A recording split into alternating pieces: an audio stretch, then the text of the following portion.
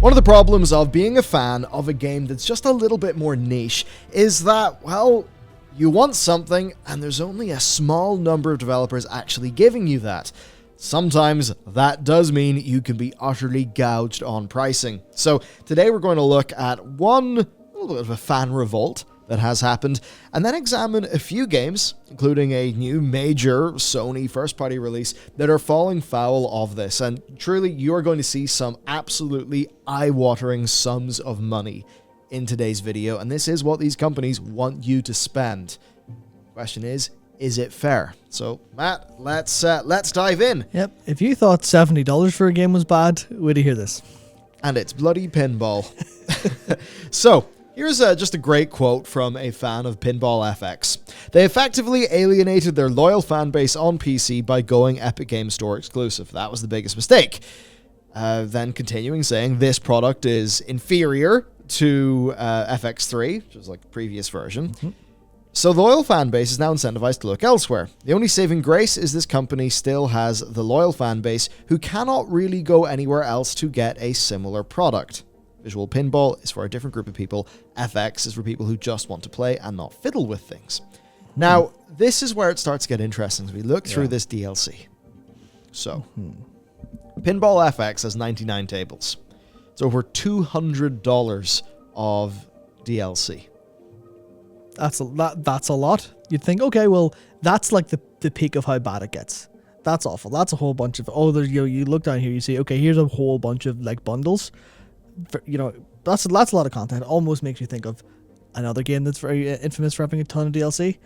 But this is like the good version. This is the way it was, where players were like, I can just buy the thing I want. That's fine. That's fine by me. I have a feeling Gran Turismo fans are going to start to have some empathy here.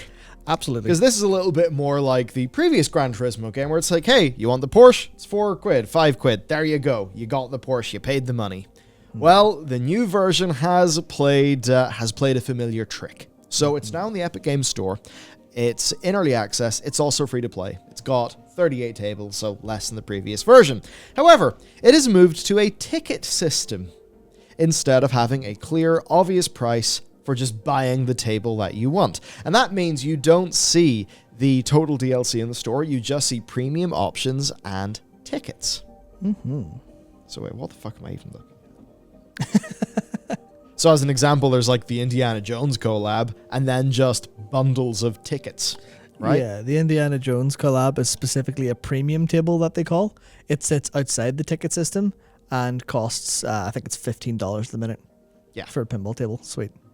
Now, of course, this means that you have your currency within the game, so it's a little bit more convenient to just go and grab things. But they're, of course, doing the usual trick in the book, which is you buy a fake currency with your real currency, and that just kind of muddles up your brain a bit. So the lowest denomination is 100 tickets, which costs you $10. Tables, though, cost 40, 45, 55, or 60 tickets, which, of course, means in many cases buying the minimum quantity is just not going to give you enough. But then you're thinking, well, I'm going to be spending a bit more money. I may as well be efficient.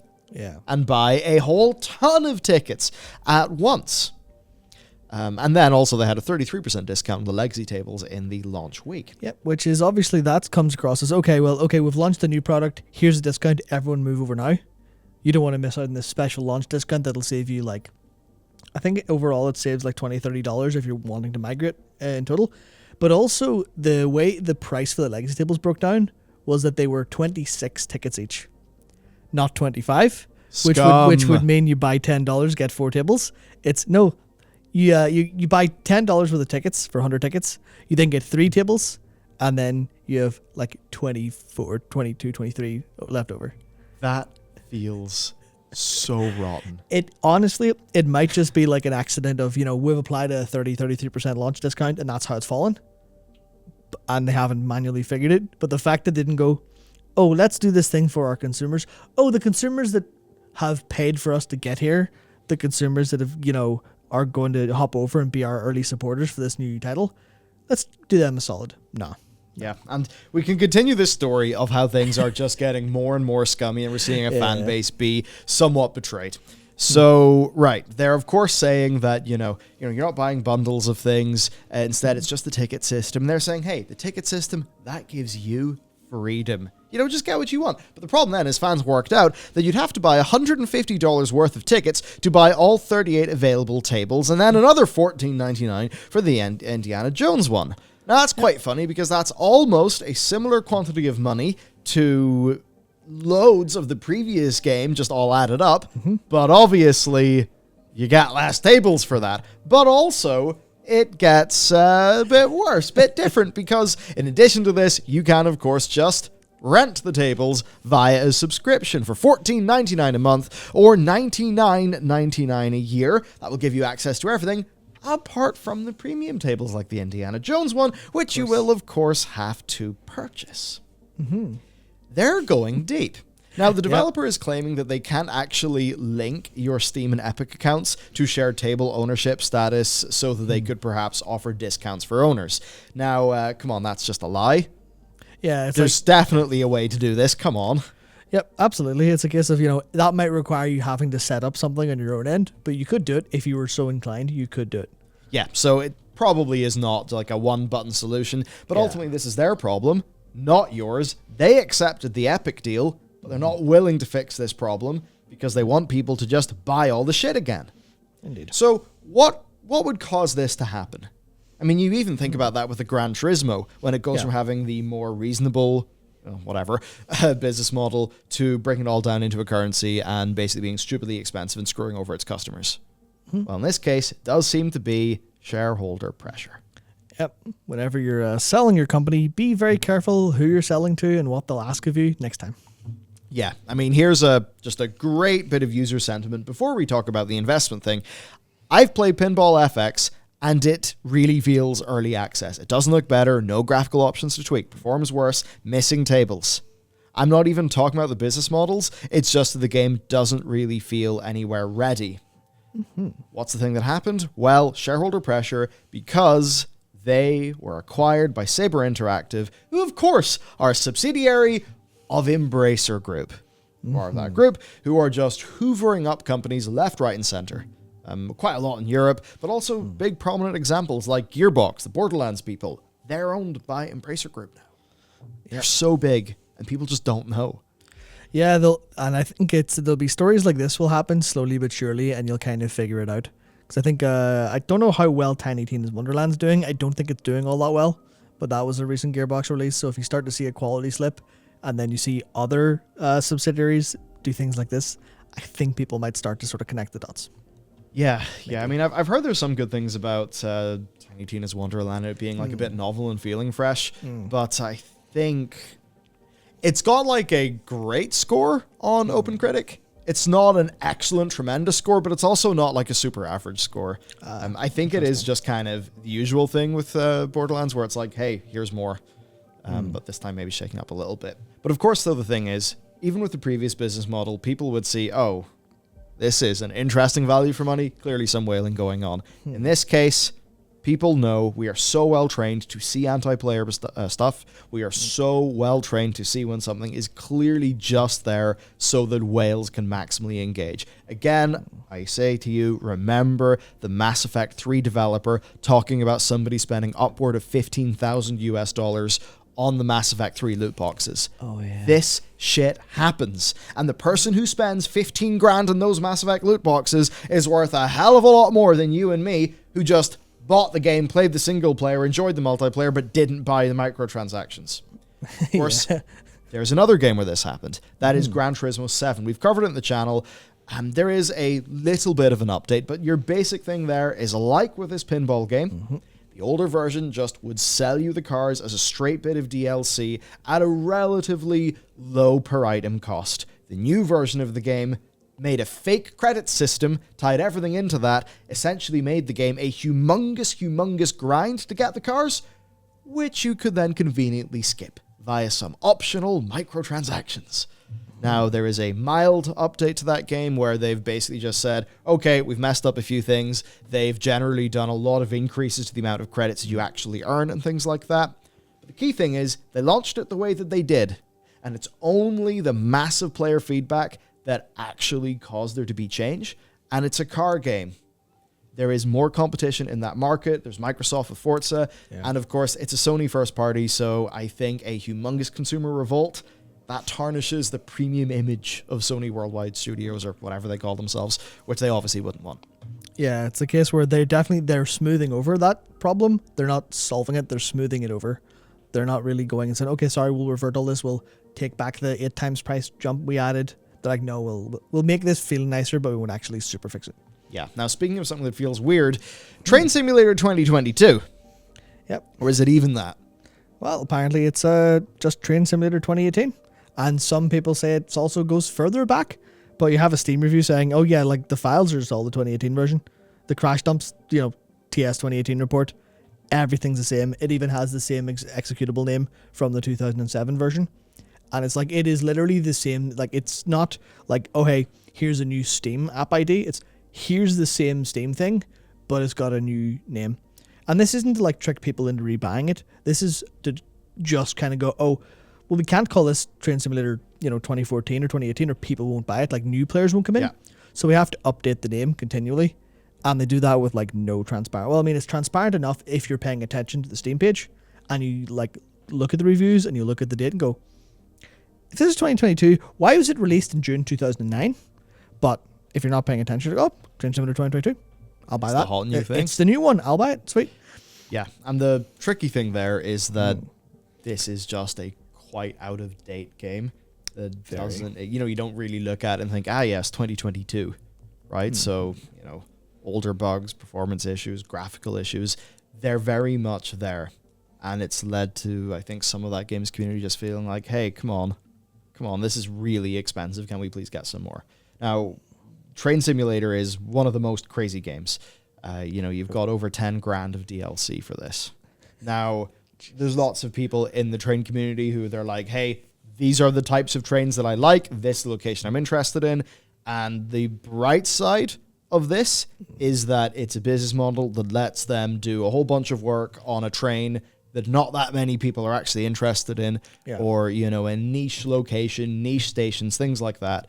But because it's very premium priced, that kind of is reflecting that there's not a humongous economy of scale going on with this content. So in a way, yes, it is a business model like this that allows them to cater to specific people, but undoubtedly there's going to be some whaley behavior going on. Yeah, I think so much of it does seem to be that actually just survives based on whales, and it survives based on, I don't know how else to put this, but consumers that are trapped in that ecosystem and also in that game genre, where if there was a version of this that wasn't just kind of shitty and old, with old content falling apart and, charging $15, $20, $25, $30 for a train set and a route, if there's a version that was a little bit nicer to them, they could hop over there, but they can't, and they're completely taking advantage of that.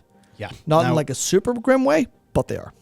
Yeah. Now, of course, this is just one game, and it's in the simulator genre. So, the usual stereotype is basically just between this mechanic simulator and farming simulator. Yeah. That's just what half the population of Germany seems to be playing. Yep. But if we go to a game like The Sims 4, that is a very large game, not always being targeted at the core gamer demographic. I think there's a lot of people who would not say, oh, I'm a gamer, I play games. They play The Sims 4.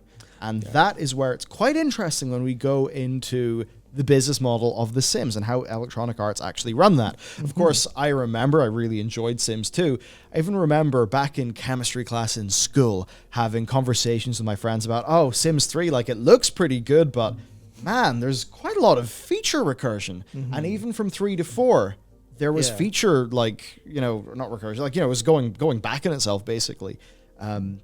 Potentially with some better quality for what was there, but it was just that thing where, why does the newer version feel smaller? Yeah. Then, of course, it gets humongously bulked out via DLCs. So, as of a year ago, almost $800 of DLC for The Sims 4. That's not including the base game. Yeah. And it's a hell of a lot of money. Yeah, and that's obviously despite that user score, which is low, because people are like, no, this DLC is not worth it. All the features we want are gone. There's no active development that's making this game substantially better, despite all the DLC. It is clearly just they have some people in a content farm farming our content. Yeah. Especially when it's just, this is our genre. We have nowhere else to go, but we're trapped in this experience where, even on like the official Sims subreddit where that was being talked about, almost every reply about the cost was just pirate it. Yeah. Fuck EA, pirate it. If you want to play this game, which we all love, don't bother supporting EA because they're not going to do anything with your money. So don't bother. It's been interesting. I always watch the LGR reviews of, for whatever reason, Sims and City Skyline content, because there's still a bit of me that's like, likes that genre. And it's always that usual thing of he's basically saying, this is more of the same. The value's a bit iffy. That's generally what it feels like. Yep. And this is a really good example where we have an indie disruptor in Paralives. Paralives looks really awesome. I mean, their actual just building content, like the builder looks really good. Yeah. And it itself is an interesting story of actually being a game very much spearheaded by a massive fan of that genre, who himself was a game developer, and initially got its big kickstart on Patreon, and has been successfully developed with a Patreon fan funding model for a while now. Yep. And just look at this screenshot. Like, a lot of the customizations are incredible, and it has a whole bunch of things that Sims people have wanted EA to do in terms of furniture customization and placement options that they just haven't done. But here's a great example of an indie being able to actually disrupt what the large mega company with all of the millions and millions of dollars is doing. Because they are fans of this genre, they are nimble, and they can target their efforts to what the niche community actually really wants. I mean, I look at Paralives and I think, fuck, I want to remake my apartment in this and try stuff out. That, it looks incredible. So, shout out to them. Yeah, that's one of like the good version of this where EA have rested on their laurels for so long that now a disruptor can actually happen. It's a little bit more difficult for that to happen in like a train simulator or a car simulator or, even pinball, because a lot of that's focused on licensing and specific deals and also just really expensive to build. Because you're not going to build an indie Gran Turismo. I mean, you can try, but you're just not, it's too expensive to get all that simulation level stuff done. But it's like, that's just a great example of there is room in the market to solve all these problems. And while there's no competition, the people who are running the games that have no competition can just squeeze you for your money. And that's just the way of it. Like, yeah, I mean, for some other shout-outs, we could talk about Dead or Alive and Rocksmith, which have got between $1 and $2 grand of DLC. Yep. So that's big for whaling. And then obviously we could talk about some aspects of MMOs and mobile games, but I mean, come on, you already know that. Yeah. So really, there's not an easy takeaway from this. It's just that niche games, they can kind of have you by the balls. And there's also some things where a niche business model, well, if you want to have bigger and better scale, you're going to need to monetize pretty deeply. And if you have a niche audience, you can generally push that a little bit further. I think of the Crusader Kings and, EU4s of the world, where, Paradox, of course, experimented. I don't know where they are with it now, but they experimented with a subscription. And, of course, those are games with humongous quantities of DLC. I think the difference is that maybe Crusader Kings, you look at it and think, well, that's probably a very niche game. But no, it's humongous.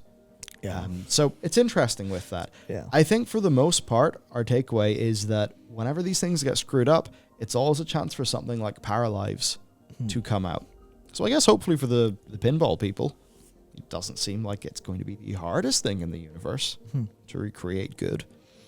Perhaps some indie will actually take them on. Maybe. Yeah, I think it's interesting because it's like I don't want to cast a shadow over like this niche genres in general, because I think like if you can have like consumers that you're going to monetize deeply, but it's like a completely, hey, listen, here's everything we're offering you. We know this is expensive, but we're in this together, enjoying this niche little thing. Because that's the way Gran Turismo used to kind of feel. For a lot of people, it's like, oh yeah, this is for this small group of people, but we're all in here respecting each other and enjoying it. But it's when Pinball FX pulls stuff like this, when GT7 pulls stuff like this, when Train Simulator clearly rests on its laurels and EA do the same. That's the point where it's like, oh no, the consumer is now being like actually in a form abused. The consumer's like the respect from the creator to the consumer is not there anymore, and that's where this has gone a bit wrong. I thought it was interesting to just kind of call out that this is actually happening pretty badly now, and at the hand of game developers who will, they don't do this all the time elsewhere, but clearly if they have the opportunity, they will. I think it's just how the business ends up working. Yep. The individual developers, the devs can have as much passion as they want, but it's not going to cut through that. And I think if you look at the MMO genre, World of Warcraft rests on its laurels for too long. Clearly just assuming, oh, people will come back. We're World of Warcraft. Like, it's not a niche game, but it is the game of the niche. But now they're actually seeing viable competition. Other MMOs do well. Well, let's just say it'll be very interesting to see what happens in April 19th. And if we actually see an expansion that's trying to evolve a situation where it's not a case of resting on laurels because we're WoW, we're untouchable. WoW people are WoW people. They'll never leave us. I think the more that can happen in more genres, the better. So basically, that's that, I will say. What niche games do you play? Do you feel like their business model is actually fair to you? And if you are in the pinball space, I mean, how's this going for you? I don't know. It's kind of funny. I've always just been tied to a few MMOs, so there's times where I felt a little bit of that. Certainly getting into Genshin for like a month and then taking a look at the store and thinking, oh dear, I could see how a lot of whoopsies could happen here. That's all very possible. And I think the way that they've done things with The Sims, I actually did casually enjoy The Sims, like way back in the day. But the business model, the lack of innovation, just meant that's not a genre that I play. And the same almost happened with the latest SimCity. Oh, yeah. The SimCity that basically is responsible for City Skylines being a really good game and taking it out. So it's a funny thing when they rest on their laurels with niches. Anyway, that's it for us. Let us know how this has impacted you, and we'll see you next time.